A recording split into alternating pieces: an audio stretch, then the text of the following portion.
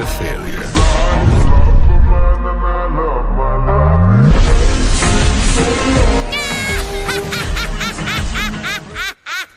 Current One Piece ഫാൻസിന്റെ അടുത്ത് world strongest ഷോട്ട്മാൻ ആരാണെന്ന് ചോദിച്ചാൽ 50% ആൾക്കാർ മീഹോ കാണുന്നും 50% ആൾക്കാർ സോറോ ആണെന്നും പറയും. എന്നാൽ ഇവരെക്കാലൊക്കെ മുൻപേ ഇവരെക്കാലൊക്കെ സ്ട്രോങ്ങർ ആയ ഒരു ക്യാരക്ടർ ഉണ്ടായിരുന്നു. വാനോല ജനങ്ങൾക്ക് he is not just a warrior, he is not just a samurai, he was called the legendary sword god Shimotsuki Ryuma. ഒന്ന് ചിന്തിച്ചു നോക്കുക, വൺ പീസ് വേൾഡിലെ സോർട്സിന്റെ കാറ്റഗറിയിൽ ഏറ്റവും വലിയ ടൈറ്റിൽ മീഹോക്കിന്റെ വേൾഡ് സ്ട്രോങ്കസ്റ്റ് ഷോട്ട്മാൻ എന്ന ടൈറ്റിൽ നിന്നാണ് നമ്മളെല്ലാം വിശ്വസിച്ചുകൊണ്ടിരുന്നത്. എന്നാൽ അത് റിയുമയുടെ എൻട്രിക്ക് ശേഷം ഫുള്ളായി മാറിയെന്ന് പറയാം. മീഹോക്കിന്റെ ഈ ടൈറ്റിലിനേക്കാളും 100 മടങ്ങ് പവർഫുൾ ആയ ഒരു പൊസിഷനിലാണ് റിയുമ ഇരിക്കുന്നത് തന്നെ. ദ സോൾഡ് ഗോഡ് എന്ന് വിളിക്കാൻ മാത്രം റിയുമ എന്താണ് ചെയ്തത്? ആക്ച്വലി ആരാണ് റിയുമ? എവിടെയാണ് റിയുമയുടെ ഒറിജിൻ? ഏതാണ് റിയുമയുടെ clan? What kind of personality and character he have? എന്താണ് റിയുമയുടെ പവേഴ്സ് ആൻഡ് എബിലിറ്റി? സോറയും റിയുമയും തമ്മിൽ എന്ത് കണക്ഷൻ ഉള്ളത്? റിയുമയുടെ ലെഗസിയാണോ സോറയും ഫോളോ ചെയ്യുന്നത്? ഇനി ജോയ് ബോയ് ആയി റിയുമയ്ക്ക് ഈ പറയുന്ന കാര്യങ്ങളൊക്കെയാണ് നമ്മൾ ഈ വീഡിയോ ഡിസ്കസ് ചെയ്യുന്നത്. So don't skip the video, hit the like button and subscribe four more anime videos. ഞാൻ ഒന്നും കൂടെ പറയുന്നു, ഈ വീഡിയോയിലെ ഓരോ പോർഷനും വളരെ ഇമ്പോർട്ടൻ്റ് ആണ് ഗൈസ്. എല്ലാം മനസ്സിലാക്കണമെങ്കിൽ don't skip this. Approximately 400 to 500 years മുൻപ് വാനോ എന്ന രാജ്യത്തെ നോർത്ത് പാർട്ടിൽ ലൊക്കേറ്റഡ് ആയിട്ടുള്ള റിംഗോ എന്ന സ്ഥലത്താണ് റിയുമ ജനിക്കുന്നത്.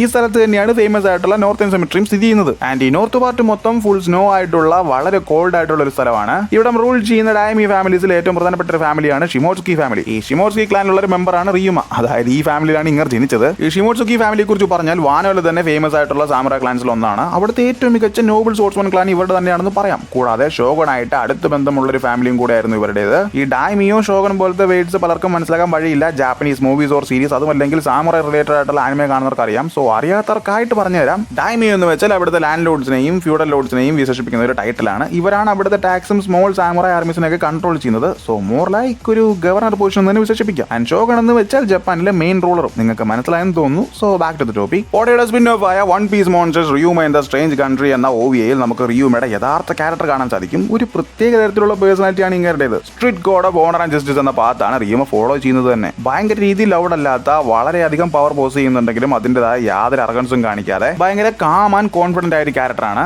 ബട്ട് ആവശ്യമുള്ള സമയത്ത് ഡെഡ്ലി സീരിയസുമായിരിക്കും. നിങ്ങൾക്ക് പെട്ടെന്ന് മനസ്സിലാവുന്ന രീതിയിൽ പറഞ്ഞാൽ ലൂഫിയുടെയും സോറോയുടെയും സ്വഭാവം മിക്സ് ആക്കിയ ഒരാളുടെ പേഴ്സണാലിറ്റിയിൽ വന്നു ചേർന്നാൽ എങ്ങനെ ഇരിക്കും? അതാണ് റിയുമ. ജസ്റ്റ് ഒരു ഹമ്പിളായ നാടോടിയായിട്ടാണ് ഈ റിയുമിനെ കാണിക്കുന്നത്. ഐ മീൻ പ്രസന്റ് ചെയ്തിരിക്കുന്നത്. ബട്ട് ഹിസ്റ്ററി നോക്കിയാൽ വൺ പീസ് വേൾഡിൽ തന്നെ ഏറ്റവും പവർഫുൾ ആയ സാമുറായി എന്ന് പറയുന്നതും ഇതേ റിയുമ തന്നെയാണ്. ദുർബലരായ അതേസമയം ഇന്നസെൻസ് ആയ ജനങ്ങളെ സംരക്ഷിക്കുന്നതിലും തന്റെ ഹോംലാൻഡിന്റെ എല്ലാവിധ ത്രെഡ്സിനെയും ഇല്ലാതാക്കുന്നതിലും റിയുമ യാതൊരുവിധ മടിയും കാണിച്ചിരുന്നില്ല. ഇതൊന്നും അധികാരത്തിന് വേണ്ടിയോ ഫെയിമിന് വേണ്ടിയോ പ്രൈസിന് വേണ്ടിയോ ചെയ്ത കാര്യമല്ല. അതുകൊണ്ട് തന്നെ അവിടുത്തെ ജനങ്ങൾ റിയുമെ വിശേഷിപ്പിച്ചത് കിങ് എന്നായിരുന്നു. എന്നിരുന്നാലും റിയുമയുടെ ക്യാരക്ടർ ഭയങ്കര വീടായിരുന്നു എന്ന് പറയാം. സ്വന്തം വാള് മറ്റൊരു സ്വോർഡിൽ അറിയാതെ സ്പർശിച്ചാൽ പോലും അതൊരു ചലഞ്ച് എന്ന രീതിയിലും ഡ്യൂൽ എന്ന രീതിയിലും കണക്കാക്കി ഡെത്ത് മാച്ച് വരെ നടത്തിയിരുന്ന ഒരു ക്യാരക്ടറാണ്. ഇതുമൂലം ധാരാളം അൺനെസസറി ഫൈറ്റ്സിലും റിയുമ ഏർപ്പെട്ടിട്ടുണ്ട്. ബട്ട് എന്തൊക്കെ തന്നെ ആയാലും ഒരു വാറിയർ കോഡ് അല്ലെങ്കിൽ സാമുറായി കോഡിനെ വീഴ്ച പറ്റുന്ന തരത്തിലുള്ള യാതൊരുവിധ കാര്യം ഇങ്ങർ ചെയ്തിട്ടില്ല. മരിച്ച് സോംബി ആയതിനു ശേഷവും ബ്രൂക്കിനെതിരെ ഫൈറ്റ് ചെയ്യുമ്പോൾ ഈ കോഡ് നമുക്ക് അതേപോലെ അവിടെ കാണാൻ സാധിക്കും. അതേപോലെ ത്രില്ലർ പാർക്ക് ആർക്കിലാണ് ഈ റിയുമിനെ ആദ്യം അപ്പിയർ ആക്കുന്നത്. ഈവൻ ആർക്കിൽ സോറോ ആയിട്ട് പോലും ഫൈറ്റ് ഉണ്ട്. മരിച്ച് ധാരാളം കൊല്ലത്തിന് ശേഷവും ബ്രൂക്കിന്റെ ഷാഡോ ഉപയോഗിച്ച് മോറിയ റിയുമിനെ ഒരു സോംബി വേർഷന് റീഇൻകാർനേറ്റ് ചെയ്തെന്ന് പറയാം. സോ സോറോ ഫാൻസ് ഒക്കെ വേണമെങ്കിൽ പറയാം ഓൾറെഡി സോറോ റിയുമിനെ പരാജയപ്പെടുത്തുകയാണല്ലോ എന്ന്. ബട്ട് സോറോ ശരിക്കും റിയുമയുടെ ഫൈറ്റ് ചെയ്യുന്നത് സോംബി വേർഷനിലുള്ള ബ്രൂക്കിന്റെ ഷാഡോന്റെ മറവിൽ ലൈഫ് 0.1% ഒബ്റ്റൻ ആക്കിയ റിയുമയായിട്ടാണ്. എന്നിട്ട് പോലും റിയും എന്ന ഷോട്ട്മാന്റെ പവർ ഭയങ്കരമായിട്ടാണ് എനിക്ക് തോന്നുന്നത്. സോ റിയുമയുടെ ഈ സോംബി ബൂം കണ്ടിട്ട് ഇങ്ങനെ പവർ സ്കിൽ അളക്കാൻ നിൽക്കരുത്. അത് മിസ്റ്റേക്സിലെ അവസാനിക്കുള്ളൂ. ആൻഡ് ഇനി റിയുമയുടെ പവേഴ്സ് ആൻഡ് എബിലിറ്റീസിനെ കുറിച്ച് നോക്കിയാൽ ഒന്നും രണ്ടും അല്ല അനേകം കാര്യങ്ങളാണെന്ന് പറയാം. ഒന്നാമതായി സൂപ്പർ ഹ്യൂമൻ സ്ട്രെങ്ത്. ഒരു ഹ്യൂമൻഗസ് ആയ ജയന്റ് ഡ്രാഗനെ ഒരു ക്ലീൻ സ്ലാഷിലൂടെ ഒറ്റയടിക്ക് തീർക്കാൻ റിയുമയ്ക്ക് സാധിച്ചു.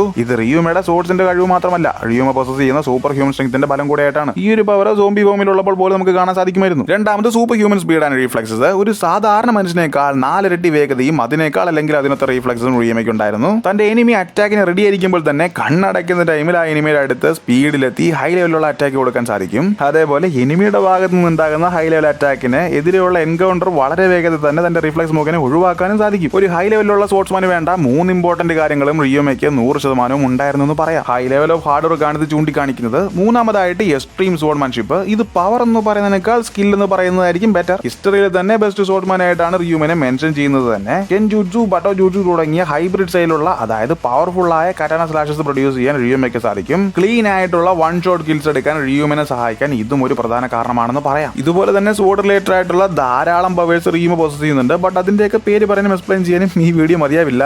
സോ സ്ക്രീനിൽ കൊടുത്തേക്കാം, ജസ്റ്റ് റീഡ് ഇറ്റ്. അതുപോലെ തന്നെ പ്രധാനമായ കാര്യമാണ് ഷൂസോയി എന്ന റിയുമയുടെ സ്വോർഡ്. വൺ പീസിൽ തന്നെ 21 ഗ്രേഡ് സ്വോർഡ്സിൽ ഏറ്റവും ടോപ്പ് ടയറിലുള്ള സ്വോർഡാണ് ചൂസുയി. റിയുമയുടെ പവർ അപ്ഗ്രേഡ് ഈ സ്വോർഡിനെയും ബാധിച്ചിട്ടുണ്ട്. സോ ഇതിന്റെ ഫലമായി ഇതൊരു പെർമനന്റ് ആയ ബ്ലാക്ക് ബ്ലേഡായി മാറിയെന്ന് പറയാം. ആൻഡ് ഈ ബ്ലേഡിനെ കുറിച്ച് ഓൾറെഡി ഒരു വീഡിയോ ചെയ്തിരുന്നു, ടൈമുള്ളപ്പോൾ ചെക്ക് ചെയ്ത് നോക്കുക. അതുപോലെ തന്നെ breath sensing, durability, stamina and endurance തുടങ്ങിയ അനേകം സൂപ്പർ ഹ്യൂമൻ സ്കിൽസ് റിയുമയ്ക്കുണ്ട് ഗൈസ്. ഈ ബ്രീത്ത് സെൻസിങ് ഒക്കെ വേറെ ലെവലായ ഒരു സംഭവം തന്നെയാണ്. Actually I like it. It shows a perfect samurai style. അതേപോലെ തന്നെ ആർമൻ ഹാക്കി. ബട്ട് വാനിലുള്ളവർ ഇതിനെ ഹാക്കി എന്ന് പറയുന്നതിന് പകരം റിയു എന്നാണ് പറയുന്നത്. ബട്ട് എന്തൊക്കെ തന്നെയായാലും വളരെ അഡ്വാൻസ് ആയിട്ടുള്ള ആർമൻ ഹാക്കി റിയുമ അന്ന് അതും ആ ടൈമിൽ യൂസ് ചെയ്തിരുന്നു. ഇതുകൊണ്ടൊക്കെയാണ് ഗൈസ് ലെജൻഡ്സ് എന്ന് ചില ക്യാരക്ടേഴ്സിനെ വിശേഷിപ്പിക്കുന്നത്. ഗ്രേറ്റ് ഹാക്കി യൂസേഴ്സിൽ റിയുമയും വൺ പീസ് വേൾഡ് പ്രധാനിയാണ്. ഇത് ഓൾറെഡി ഓടെ ആ ചാപ്റ്ററിൽ മെൻഷൻ ചെയ്ത കാര്യമാണ്. ആൻഡ് ഇനിയാണ് ഈ വീഡിയോയിൽ തന്നെ ഏറ്റവും ഇമ്പോർട്ടന്റ് കാര്യം പറയാൻ പോകുന്നത്. ആക്ച്വലി ഇതിനെക്കുറിച്ച് പറയാനാണ് എനിക്ക് ഇൻട്രസ്റ്റ് കൂടുതൽ. അത് മറ്റൊന്നുമല്ല, നമ്മുടെ സോറോയും റിയുവും തമ്മിലുള്ള കണക്ഷനെ കുറിച്ചാണ്. ആക്ച്വലി സോറോയുടെ ആൻസെസ്റ്റർ ആണ് റിയും എന്ന് പറയുന്നത്. അതായത് സോറോയുടെ ഫാമിലി ട്രീ നോക്കിയാൽ വെയിറ്റ് അതിന് മുൻപ് റിയുമയുടെ സൈഡിൽ തന്നെ തുടങ്ങിയേക്കാം. ഈ റിയുമയുടെ ബ്ലഡ് ലൈനിലുള്ള ഒരാളാണ് ഷിമോർസ്കി ഉഷിമാരു എന്ന് പറയുന്ന ഈ ക്യാരക്ടർ. ഇങ്ങനെയാണ് സോറോയുടെ ഗ്രേറ്റ് അങ്കിൾ എന്ന് പറയാം. അതായത് ഈ ഉഷിമാരുവിന് ഒരു സിസ്റ്റർ ഉണ്ടായിരുന്നു, ഷിമോർസ്കി ഫ്യൂരിക്കോ. സോ ഈ ഫ്യൂരിക്കോ എന്ന് പറയുന്ന സിസ്റ്റർ ഒരു സെറ്റ് ഓഫ് ഗ്രൂപ്പ് ആയിട്ട്, അതായത് കുറച്ച് ആളുകളെയും കൂട്ടി വാനയിൽ നിന്ന് നാട് വിട്ട് ഈസ്റ്റ് ബ്ലൂവിൽ പോയി സെറ്റിൽ ആകുന്നു. തുടർന്ന് ഫ്യൂരിക്കോ റൊറോനോവ എന്ന് പറയുന്ന ക്ലാനിലെ ഒരാളെ വിവാഹം കഴിക്കുന്നു. ആക്ച്വലി ആ വില്ലേജിന്റെ ഫൗണ്ടേഴ്സ് എന്ന് പറയുന്നതും റൊറോനോവസ് തന്നെയാണ്. ആൻഡ് നമ്മുടെ ഫ്യൂരിക്കോ മാരേജ് ചെയ്യുന്നത് റൊറോനോവ പിൻസാറോ എന്ന് പറയുന്ന ഒരു വ്യക്തിയാണ്. എനിവേ ആഫ്റ്റർ ദ മാരേജ് ഇവർക്കൊരു കുട്ടി ഉണ്ടാകുന്നു. ആൻഡ് അങ്ങേരുടെ പേരാണ് റൊറോനോവ ആരാഷി. ഈ ആരാഷി എന്ന് പറയുന്ന ക്യാരക്ടർ അവിടുത്തെ ഒരു തീഫ് ബാൻഡിന്റെ മകളായ ടേറയെ വിവാഹം കഴിക്കുന്നു. ഇവർക്കുണ്ടായ കുട്ടിയാണ് റൊറോനോവ സോറോ. സോ ബേസിക്കലി സോറോ അപ്പോൾ അവിടെ ഫൈറ്റ് ചെയ്തത് സോറോയുടെ ഗ്രേറ്റ് ഗ്രാൻഡ് ഫാദർ ആയിട്ടാണ്. ആൻഡ് അത് സോറോയ്ക്ക് പോലും അറിയില്ല.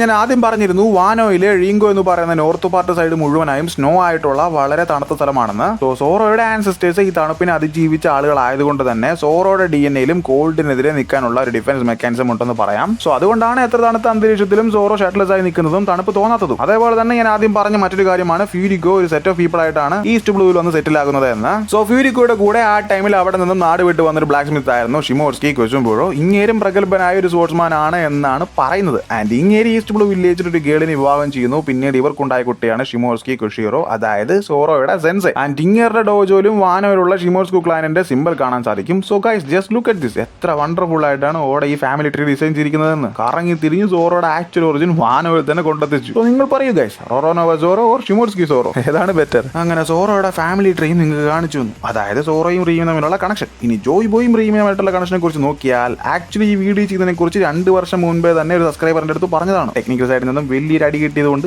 വലിയൊരു പണി കിട്ടിയതുകൊണ്ട് ആ വീഡിയോ ചെയ്യാൻ പറ്റിയില്ല. ആക്ച്വലി ചെയ്തിരുന്നു, ബട്ട് ആ വീഡിയോ മിസ് മാച്ച് ആയതുകൊണ്ട് റിലീസ് ചെയ്യാൻ പറ്റില്ല. സോ എന്റെ സബ്സ്ക്രൈബർ 2 വർഷമായിട്ട് അതിന് വേണ്ടി കാത്തിരിക്കുന്നു. സോ ബ്രോ, ജോയ് ബോയുടെയും റിയുവും തമ്മിലുള്ള കണക്ഷൻ വീഡിയോ നിങ്ങൾക്ക് വേണ്ടി ഞാൻ ചെയ്യുന്നു.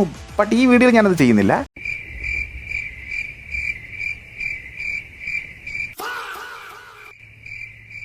2 വർഷം കാത്തിരുന്നില്ലേ ബ്രോ, കുറച്ചും കൂടെ കാത്തിരിക്കുന്നേ. ഈ വീഡിയോയിൽ ഞാനത് മെൻഷൻ ചെയ്യാത്തതിന് കാരണം അതൊരു തിയറി വീഡിയോ ആണ്. അത് സെപ്പറേറ്റ് ആയിട്ട് ചെയ്യാമെന്ന് കരുതി. Believe me guys, that video will be a huge surprise for you all and sorry to you bro. Okay, and that's all today guys. ആ തിയറി വീഡിയോക്ക് നിങ്ങൾ വെയിറ്റ് ചെയ്തിരിക്കുകയാണെങ്കിൽ just like the video and for more anime videos subscribe the channel. Love you all, by.